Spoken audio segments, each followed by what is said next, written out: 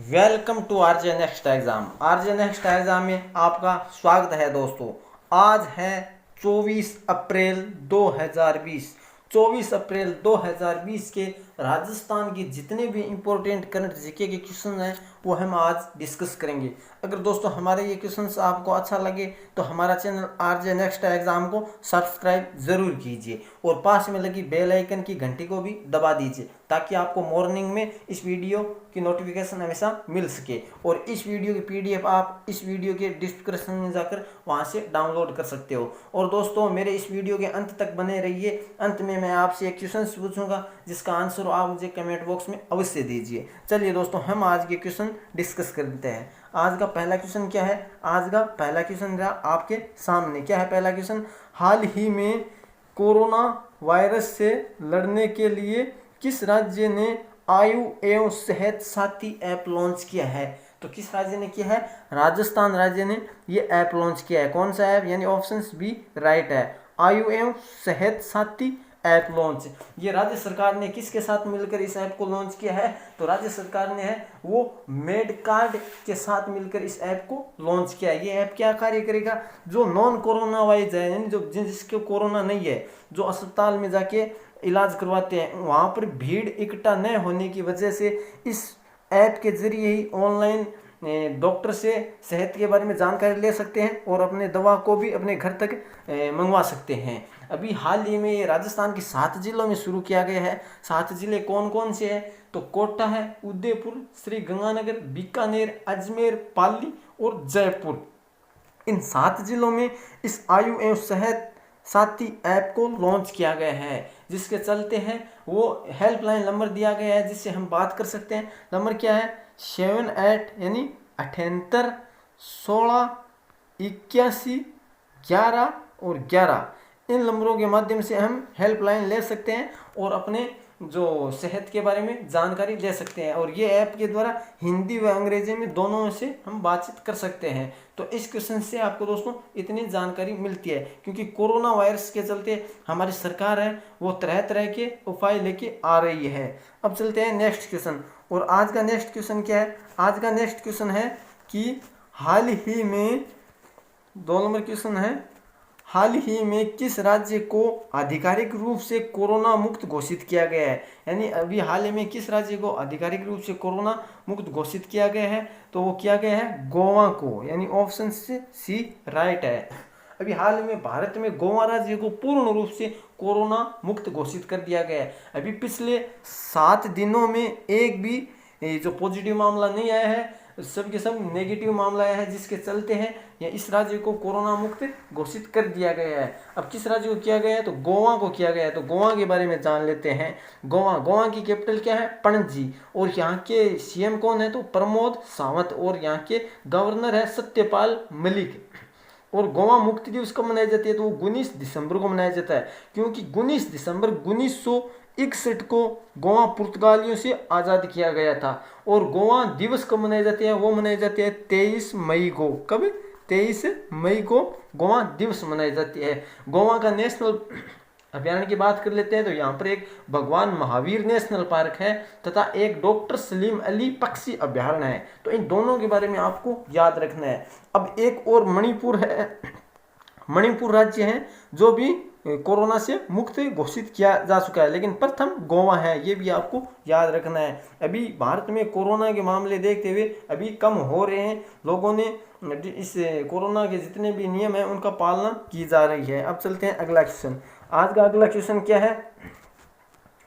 हाल ही में केंद्र सरकार ने किस जिले में विज्ञान केंद्र खोलने की घोषणा की है? अभी हाल ही में केंद्र सरकार ने किस जिले में विज्ञान केंद्र खोलने की घोषणा की है? तो वो किस जिले में की गई है? तो बीकानेर, यानी ऑप्शन से ए राइट है। बीकानेर में विज्ञान केंद्र खोलने की घोषणा की है। बीकानेर में खोलने की घोषणा की है। क्या है ये विज्ञान केंद्र? इसके चलते होगा क्या? इसके चलते ये होगा कि यहाँ पर है वो तारामंडल के खगोलीय महत्व की चीज़ों को है वो जानने के लिए मददगार साबित होगा ये केंद्र बीकानेर में। अब बीकानेर में किया जा रहा है, तो बीकानेर के किस क्षेत्र में? जोहड़बीड़ क्षेत्र है, वहाँ पर ये विज्ञान जो केंद्र है वो खोला जा रहा है हमारे राजस्थान में। अब बात कर लेते हैं जोहड़बीड़ क्षेत्र। ये हमारे राजस्थान में राष्ट्रीय ऊंट अनुसंधान केंद्र है कौन, जोहड़बीड़। जो राजस्थान का एकमात्र जो अनुसंधान केंद्र है वो राष्ट्रीय ऊंट अनुसंधान केंद्र का है जोहड़बीड़ में। और यहाँ पर एक ऊंट दूध डेयरी भी है, तो ये भी आपको याद रखना है, जो एशिया की फर्स्ट नंबर है। तो इतना आपको इसके बारे में भी याद रखना है, बीकानेर के बारे में। बीकानेर में एक प्रसिद्ध मंदिर है जो किसका है, करणी माता जी का मंदिर है। और बीकानेर के बारे में क्या जानकारी मिलती है, बीकानेर की स्थापना किसने की, तो राव बीकानेर के, जो राव जोधा के पुत्र थे। तो इतना आपको इस क्वेश्चन के बारे में याद रखना है। नेक्स्ट क्वेश्चन, और आज का नेक्स्ट क्वेश्चन क्या है, आज का नेक्स्ट क्वेश्चन है, हाल ही में किस राज्य सरकार ने online coaching platform get set go का शुभारंभ किया है। तो किसने शुभारंभ किया है, गेट सेट गो का शुभारंभ तो किसने किया है दोस्तों, तो वो किया गया है कि कर्नाटक ने। किसने, कर्नाटक ने, यानी ऑप्शन डी राइट है। कर्नाटक ने किया है, तो कर्नाटक के बारे में जान ले। गेट सेट गो क्या है, गेट सेट गो ये नीट, जो नीट की परीक्षाएं होती है उनको ऑनलाइन प्रक्रिया कोचिंग सेंटर के द्वारा किया जा रहा है, जो किसके द्वारा, गेट सेट को का शुभारंभ किया गया है, जिसके चलते जो नीट की परीक्षा है वो नीट की जो तैयारी है वो ऑनलाइन करवाई जा रही है। अब कर्नाटक के द्वारा करवाई जा रही है, तो कर्नाटक के बारे में जान लेते हैं। कर्नाटक की कैपिटल क्या है, बैंगलोर। और बैंगलोर को किस नाम से जाना जाता है, तो गार्डन सिटी बैंगलोर को कहते हैं, सिलिकन सिटी भी बैंगलोर को कहते हैं। जान लेते हैं यहाँ के मुख्यमंत्री कौन है, तो वो है बीएस येदियुरप्पा। कौन है, बीएस येदियुरप्पा। और यहाँ के गवर्नर है वजुभाई वाला। कौन, वजुभाई वाला। और यहाँ पर नेशनल पार्क है मुख्य, बांदीपुर नेशनल पार्क, तथा एक है नागरहोल नेशनल पार्क, जो कहाँ का है, तो कर्नाटक का है, नागरहोल नेशनल पार्क और बांदीपुर नेशनल पार्क। तो आपको इस क्वेश्चन से इतनी बारे में इफेक्ट आपको याद रखना है। अब नेक्स्ट क्वेश्चन, और आज 5 नंबर क्वेश्चन। 5 नंबर क्वेश्चन क्या है, जयपुर मेट्रो रेल कॉरपोरेशन के अध्यक्ष किसे नियुक्त किया गया है। तो जयपुर मेट्रो ट्रेन के रेलवे कॉरपोरेशन के अध्यक्ष किसे नियुक्त किया गया है, तो नियुक्त किया गया है वो डॉक्टर समित शर्मा को, यानी ऑप्शन बी राइट है। डॉक्टर समित शर्मा को जयपुर मेट्रो रेल कॉरपोरेशन का अध्यक्ष बना दिया गया है। अब बात कर लेते हैं, जो ये जयपुर मेट्रो है इनका निर्माण कब हुआ था, तो इनका निर्माण है वो एडीबी के सहयोग से इसका निर्माण किया गया, एडीबी के सहयोग से इसका निर्माण किया गया। और बात कर लेते हैं इसका शुरू कब किया गया निर्माण, तो निर्माण शुरू किया गया 14 फरवरी 2011 को इसका निर्माण शुरू किया गया।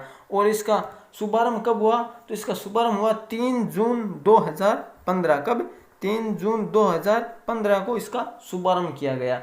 और इसकी कुल लंबाई कितनी है, तो 35.16 किलोमीटर कुल लंबाई है। किसकी है, जयपुर मेट्रो रेल कॉरपोरेशन की कुल लंबाई है। अब बात कर लेते हैं मोनिका सेन। मोनिका सेन को क्या बनाया गया है, तो जयपुर मेट्रो रेल कॉरपोरेशन के मोनिका सेन को डीसीपी बनाया गया है। क्या बनाया गया है, डीसीपी बनाया गया है। तो 5 नंबर क्वेश्चन से आपको इतनी जानकारी याद रखनी है। मैं जो दोस्तों आप क्वेश्चन क्लियर करवाता हूँ वो आप ध्यान से साथ साथ में लिखा कीजिए। अब नेक्स्ट क्वेश्चन, और आज का नेक्स्ट क्वेश्चन क्या है, हाल ही में G20 देशों के कृषि मंत्रियों की बैठक की अध्यक्षता किसने की है, तो किसने किया है, सऊदी अरब ने इसकी अध्यक्षता की है, यानी ऑप्शन सी राइट है।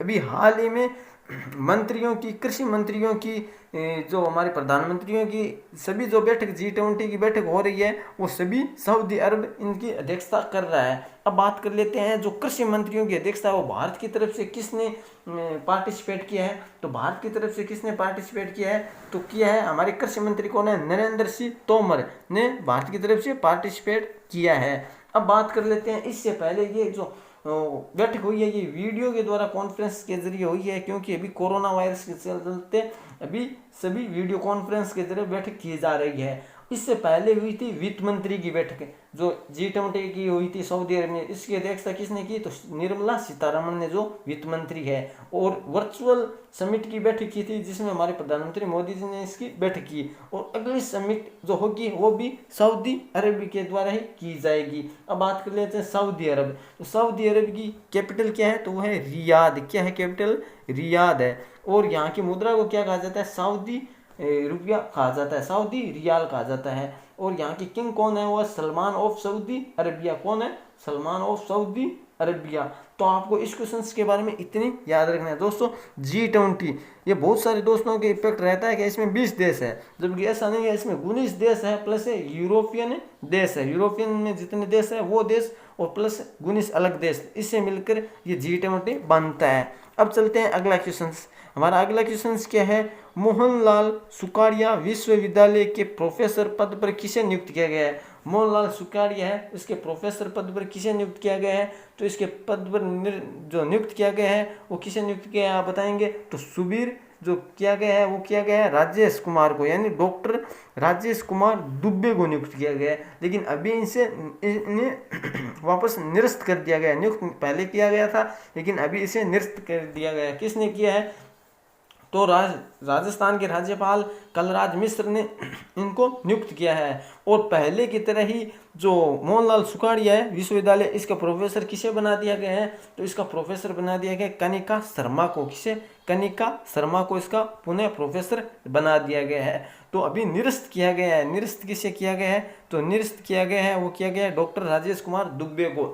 कुछ धांधली होने की वजह से यहाँ पर इसे निरस्त कर दिया गया है, जिसमें जो कलराज मिश्र के सचिव थे सुबीर कुमार के अध्यक्षता की गई। यहाँ पर बैठक कमेटी बुलाई गई लोकायुक्त द्वारा, जिसके तहत इन्हें निरस्त किया गया था। तो आपको इस क्वेश्चन से इतनी जानकारी याद रखनी है। किसके बारे में। तो 7 नंबर क्वेश्चन के बारे में मोहनलाल सुखाड़िया की बात आती है।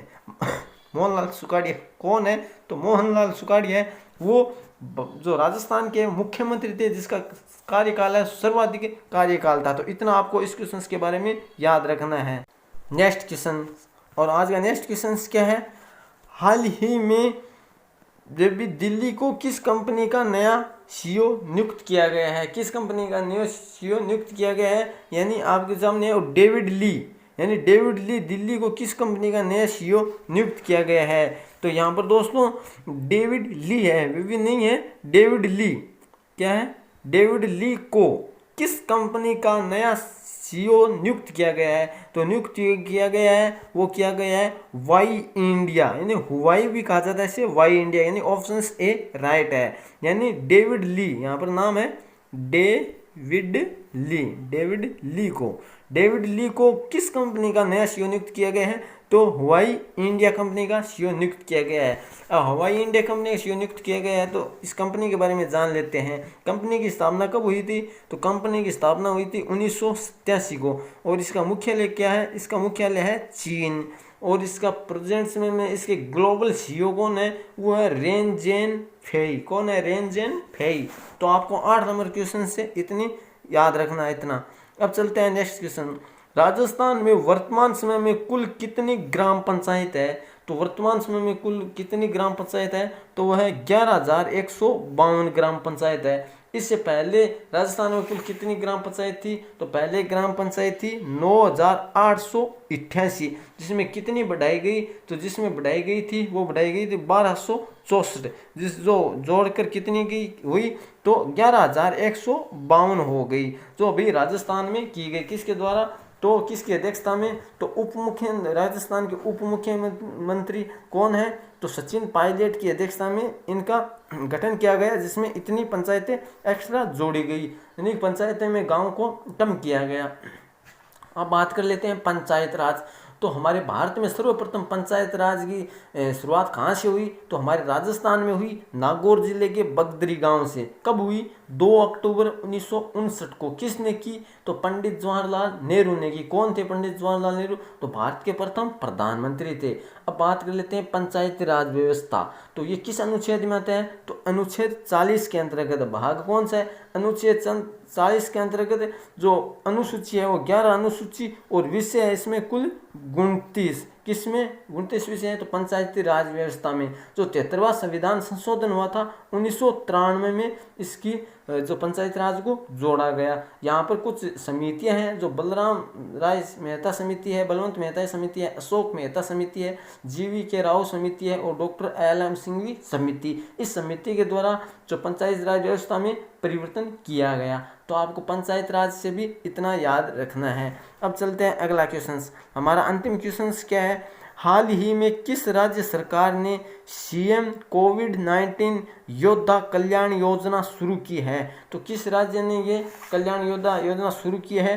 तो वो की है मध्य प्रदेश ने, यानी ऑप्शन ए राइट है। मध्य प्रदेश सरकार ने है वो सीएम कोविड-19 योद्धा कल्याण योजना शुरू किया है। सीएम कल्याण योद्धा योजना है क्या? तो ये आंगनवाड़ी कार्यकर्ता के लिए योजना शुरू की गई है, जिसके तहत उनको है वो 50 लाख की बीमा हेल्थ दी जा रही है। क्यों दी जा रही है? क्योंकि कोरोना वायरस के चलते अगर अचानक इनका जो कोरोना से इसका रोग से पीड़ित होकर इनका देहांत होता है तो इन्हें 50 लाख का है वो इंश्योरेंस दिया जा रहा है सरकार के द्वारा। किस सरकार के द्वारा? तो मध्य प्रदेश की सरकार के द्वारा।